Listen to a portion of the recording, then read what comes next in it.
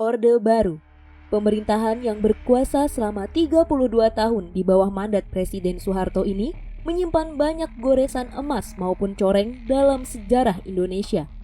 Pada era tersebut, Indonesia mengalami kemajuan yang luar biasa. Namun di sisi lain ada banyak kritik serta kontroversi di balik kebijakannya. Dalam menahkodai Orde Baru, Soeharto tidak bekerja sendirian. Ia memiliki banyak orang penting dan jenius di sisinya sebagai pengatur siasat, prajurit hebat, serta loyalis yang setia. Pada video kali ini, kita akan membahas 3 orang penting di balik Soeharto dalam memimpin pemerintahannya. Sebuah kisah tentang 3 jenderal merah tangan kanan Soeharto yang paling berbahaya lagi ditakuti di zamannya.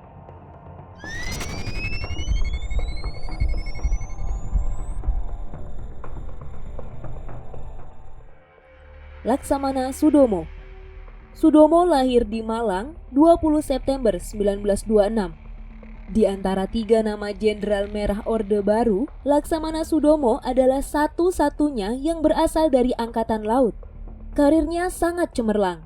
Hanya butuh 5 tahun sejak dirinya bergabung dengan Badan Keamanan Rakyat, Sudomo berhasil menempati posisi komandan kapal patroli di Flores dan Riau.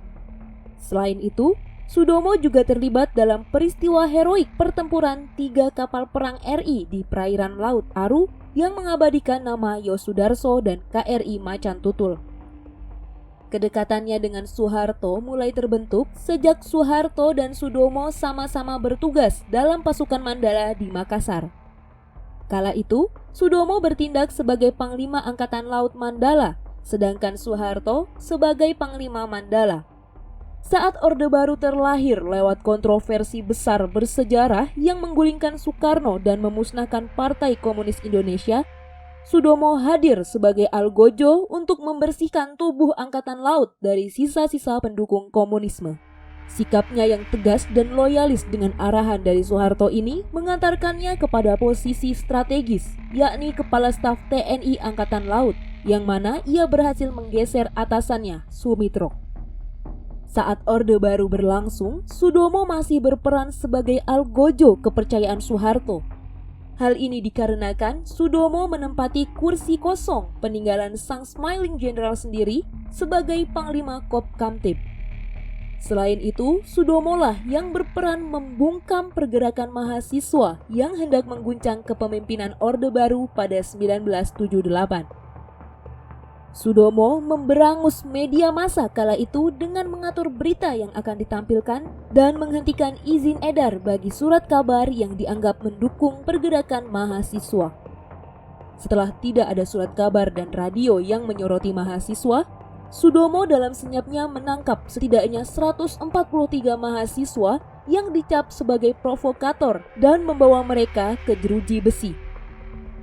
Melalui cara ini, Orde Baru berhasil bertahan hingga 2 dekade berikutnya. Dengan terus menerapkan cara dan strategi yang sama, rezim Orde Baru pun dapat membendung pemberontakan. Ali Murtopo. Mungkin namanya tidak begitu dikenal, namun Ali Murtopo adalah seorang pemikir strategi jenius yang bertindak di balik layar Orde Baru. Jika Orde Baru diibaratkan sebuah kapal dengan Soeharto sebagai nahkodanya, maka Ali Murtopo adalah navigator kapal tersebut. Pria yang sering tampil dengan kacamata hitam ini lahir pada 23 September 1924 di Blora, Jawa Tengah. Karir militer Ali dimulai dari pasukan Benteng Rider di bawah komando Jenderal Ahmad Yani.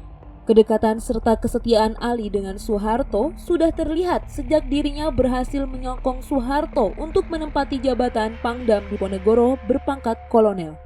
Sebagai rasa terima kasihnya, Soeharto memberikan jabatan asisten teritorial pada Ali Murtopo. Walaupun sempat terpisah dan Soeharto dicopot dari jabatannya sebagai Pangdam, pada akhirnya Ali dan Soeharto kembali disatukan saat keduanya ditempatkan pada Divisi Cadangan Umum Angkatan Darat buatan Nasution dengan Soeharto sebagai panglimanya. Atas kedekatannya itu, Ali Murtopo akhirnya dipercaya sebagai asisten pribadi Soeharto tempat Soeharto meminta pendapat dan berdiskusi. Ali memang dikenal menonjol dalam hal pemikiran dan ahli siasat. Selain itu, basicnya yang berasal dari intelijen membuatnya cermat dalam pengambilan keputusan serta mampu memegang rahasia. Pria yang dijuluki Raja Intel Indonesia ini memiliki peran penting dan krusial di balik banyak kebijakan dan rekayasa politik guna melancarkan kekuasaan Soeharto. Memegang kendali atas operasi khusus, yakni sebuah operasi rahasia untuk melemahkan lawan politik Soeharto, Ali dengan kecerdikannya mampu menaruh orang-orangnya di partai politik lawan, kemudian menjadikan orang suruhannya itu menempati posisi strategis di sana. Belum cukup dengan menaruh bonekanya di kubu lawan, Ali juga berhasil membuat fusi partai politik yang semula berjumlah banyak menjadi hanya 3 partai politik peserta pemilu, yaitu Golkar, P3 sebagai fusi partai-partai Islam, dan PDI sebagai fusi nasionalis. Tujuannya untuk memudahkan pengawasan dan mempertahankan suara bagi Golkar. Ali berhasil merancang rezim yang menakutkan dengan membungkam semua yang berani bersuara beda.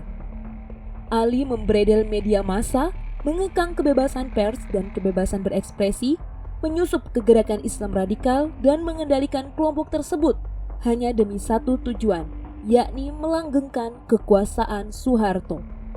Lebih jauh lagi, Ali Murtopo juga memiliki andil dalam Perpera Irian Jaya dengan memastikan perwakilan Papua yang akan memberikan suara adalah orang-orang yang sudah ia pilih. Ali Murtopo juga mencetuskan sebuah lembaga yang berisi para pemikir strategi kebijakan pemerintahan bernama CESIS, Center for Strategic and International Studies, yang hingga hari ini masih eksis dan diisi oleh para pemikir ulung seputar kenegaraan. Leonardus Benjamin Murdani. Jika Laksamana Sudomo memegang peran pengendali media dan mahasiswa, Ali Murtopo memegang kendali operasi khusus dan rekayasa politik dari balik layar, maka LB Murdani memegang peran sebagai pengatur keseimbangan dan keamanan dengan kendali penuh pada angkatan bersenjata. LB Murdani dikenal sebagai figur tentara ideal yang misterius. Benny, begitu ia biasa disapa, berangkat dari dunia bayangan, yakni seorang intel yang memiliki kemampuan di atas rata-rata. Sama seperti Ali Murtopo, LB Murdani juga digelari julukan Raja Intelijen. Jenderal yang dikenal jarang tertawa dan tegas ini lahir pada 2 Oktober 1932 di Cepu, Jawa Tengah. Namanya adalah salah satu legenda di tubuh Tentara Nasional Indonesia yang mungkin sulit digantikan. Benny terjun langsung dan memimpin pasukannya di banyak pertempuran dan taktik gerilya. Mulai dari penumpasan PRRI, Permesta, hingga memimpin regu terjun payung pembebasan Irian Barat. Karirnya yang cemerlang itu sempat membuat Soekarno terpincut dan hendak menikahkan Benny dengan salah satu putri sang proklamator. Namun Benny menolak.